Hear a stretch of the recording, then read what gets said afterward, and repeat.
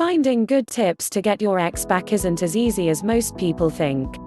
There is a lot of junk out there that not only wouldn't work but in some cases would actually ruin your chances of getting an ex back. The key is doing some research and find the tips and advice that is common through lots of different postings around the web and written up by different people. This way you can be sure that not only is it at least not all written by a single person but is likely the information that actually works. I have done some research with these considerations specifically in mind. Tip 1. Step back and allow yourself and your ex to settle down and let your emotions normalize again. This not only the most common tip out there for getting an ex to return to you but also the best one. The goal here is to let emotions that will obviously be running high at the time of the breakup to settle and allow tempers to settle as well. If you are looking for the best available tips to get your ex back, this is the one that works for everyone. Tip 2. Another good tip is part of the first one: cut off all contact for at least a few days if not a week or more.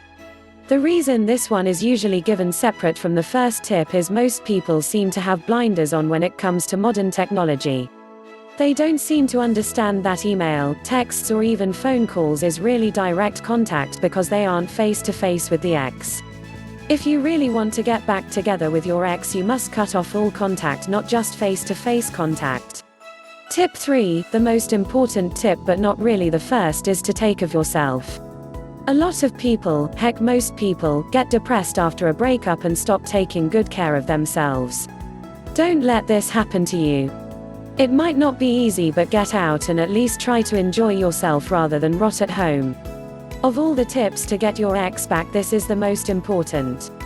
Not only will socializing with your friends make you feel better, but if your ex hears about it, they might start reconsidering the breakup themselves.